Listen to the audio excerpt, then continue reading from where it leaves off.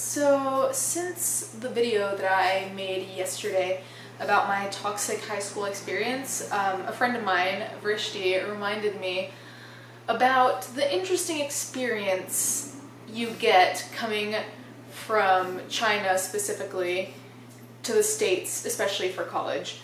And I have my phone out because I screenshotted a couple of the things that she said because she made some really good points.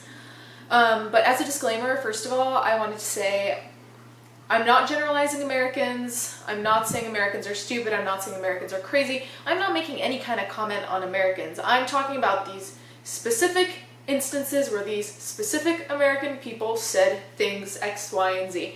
So before anyone tries to murder me for discrimination or God knows what, that's not happening. So anyways, when I came to the States for college 3 years ago, I moved from Shanghai, China.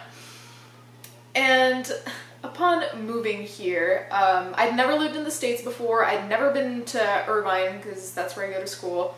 I was completely new, okay?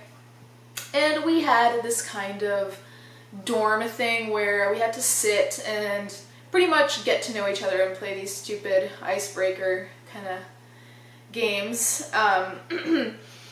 And during these icebreaker games, I swear I've never heard those kinds of questions. Like, I'm just gonna tell you. One of the first things that both Vrishti and I were talking about, like one of the first weird, racist, like inappropriate things that people say is in relation to China being a super communist place. And I don't know if people think that China is still, I have no idea what people are thinking. But anyways, people make comments about China being super communist. So when I said that I moved from there, they're like, wow, isn't that super communist? Like, how are you allowed to live like a normal life? Like, can you go out as a woman? Can you do things? Like, do you have to share things because it's communist? People actually said these things. And I was like, people constantly undermined China as a whole thing. And it's funny because Vrishti gave me this example where she said how Uber in China is cheap, and taxis in China are generally cheap, especially in Shanghai. You can go super far and not spend much. And to this, people replied to her, wait, they have apps in China? Who would have thought?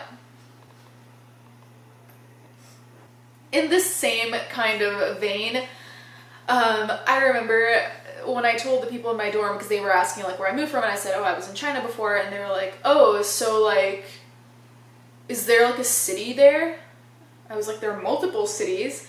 And not only did they not believe that there were cities, but they thought that there wasn't really electricity and that surviving was a difficult concept. Like, they kept asking me how I survived there. And I was like, there's a Starbucks on every block. It's really not that different from here, honestly. It's not. It's like everyone who was asking me as if they were in a position of power over China, in a sense.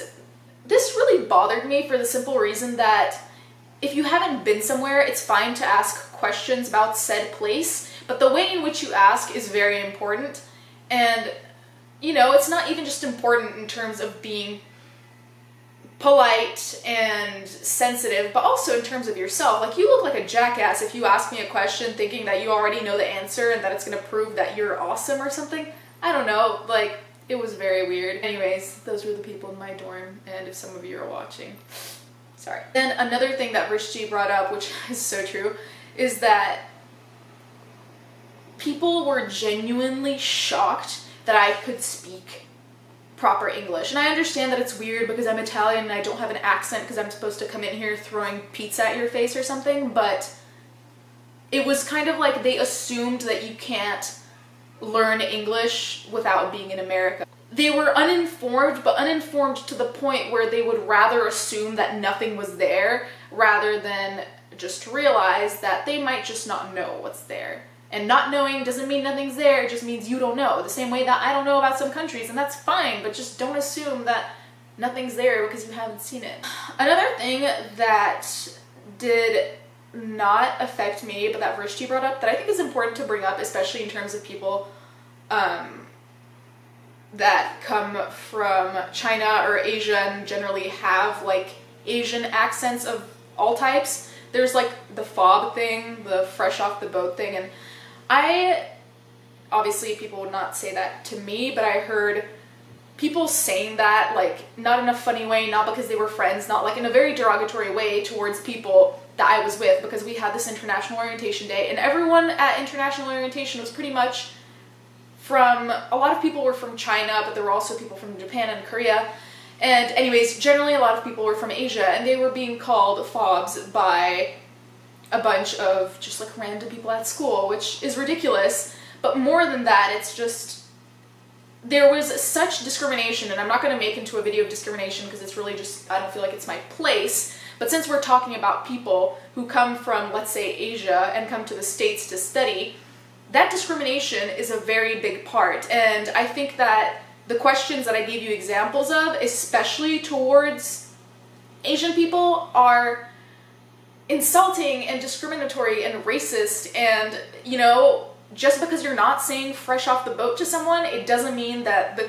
things you're saying don't have a very similar effect. The way in which you approach people is very important, especially when people have just moved to a new place. The first people they meet really help build the impression they have of the country.